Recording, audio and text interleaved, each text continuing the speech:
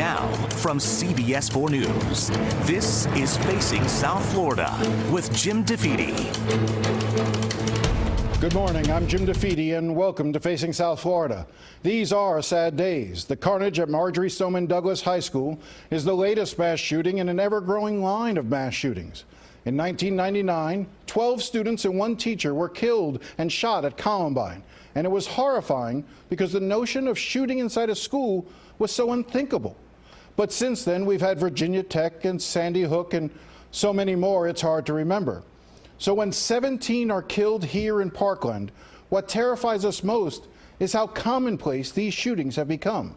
This morning, we'll search for answers. Later, I talked to Senator Marco Rubio.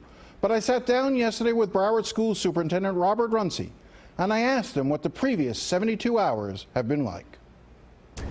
You know, it's started out with feelings of anger, grief, frustration, sorrow, lots of thoughts in my mind about the families of the victims, what they must be going through. To lose a child, no parent should have to bury a child. No one should have their loved one leave the house, go to work and not come home. It's just a horrific, unspeakable tragedy. It's hard to describe the emotions. Have you cried a lot? Have you cried a lot during these last few days? Yes, I have. There have been moments. I feel in some ways I've lost some of my own children and family members. That's how I feel about our kids in Broward County. When you got there that day, you went inside the building. Can you take us inside, just what it was like for you going in there? So when I got there that day, at that point, the building was secured and locked down. You couldn't walk the building, but you could look into the building and be, right at the door. It was a sight that you really wouldn't want to see. I saw a couple young children with their bodies on the ground, lifeless, blood and all over, walls and floors. Just horrific. There's no way to prepare for that, is there? No, there isn't. There's no playbook for a tragedy of this magnitude anywhere. Do you have right now at schools enough resources, for instance, for security? There was one officer assigned to that school. Yes. I'm not trying to play Monday morning quarterback, but I'm saying looking forward, should there have been more than one? A school that size? Do you have the budget, the resources to do more? What I would say to you is that, yes, we could always have more officers. We would love to have more. That's something that we've continued to push the state legislature, which controls funding that we have for the district. We have a great partnership with municipalities. We work in concert with them to provide school resource officers, so it's a collaboration between the district and the municipalities. No matter what level of presence you have out there, you're never going to be at 100%. Certainly, I think having more is better than having less. But I think we need to consider, what root causes of these tragedies that have occurred in this country. Over 400 people shot in schools since Sandy Hook, and over 200 school incidents, right? Well, let's talk a little bit about the warning signs.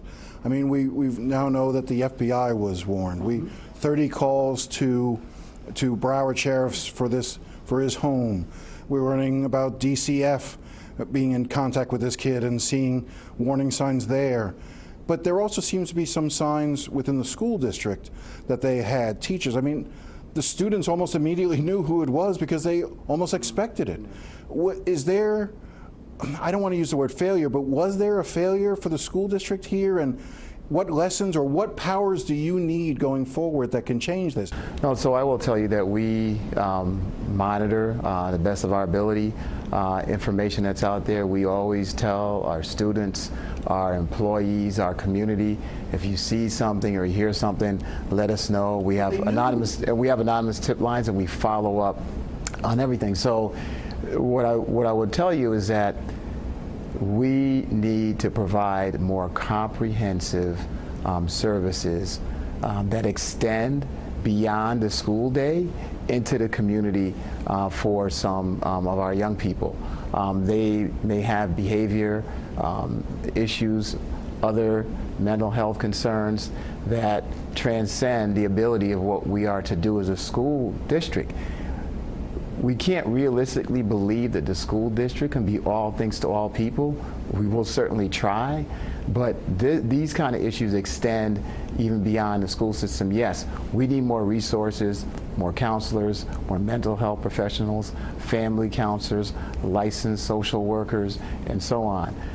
However, we also need to be partnering with community organizations to figure out how we make sure that youth that are having these challenges are constantly being connected with services and adults. Are your hands tied, are teachers' hands tied to be able to report things that need to be reported? No. To be able to, no concerns there in terms No, of... there's no concerns. I mean, we have a system that is open. We encourage as much information reporting as possible.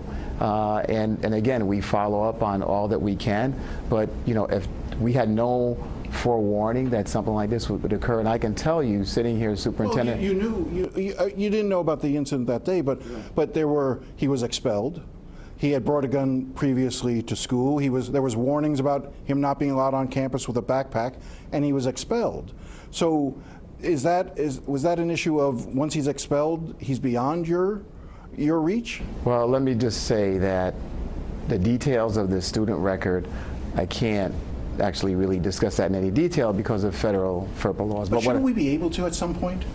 Well, how are we going to learn? No, so we're going to learn by sharing that information with law enforcement agencies within the district, with lawmakers to figure out how we collectively can prevent these situations from occurring in the future. It's probably something that keeps you up at night now, but do you think that there are other kids like this in schools that are waiting to explode?